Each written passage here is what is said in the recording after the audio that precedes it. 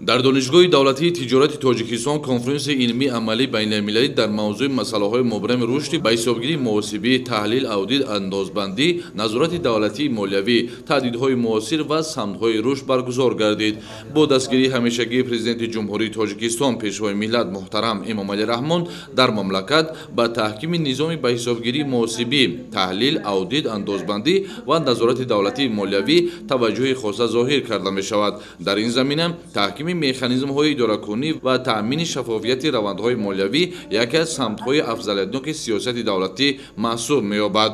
Дар кори конференс намояндагони мақомотҳои марбута, муассисаҳои таҳсилоти олӣ, олимон, таҳлилгарон, коршиносони соҳаи иқтисод ва молия, инчунин намояндагони созмонҳои байналмилалӣ иштирок намуданд. таҳкими ҳамкорӣ байни ниҳодҳои давлатӣ, муассисаҳои илмӣ ва бахши хусусӣ дар доираи ин конференс метавонад ба такмили низоми молиявӣ ва иқтисодии кишвар мусоидат намояд.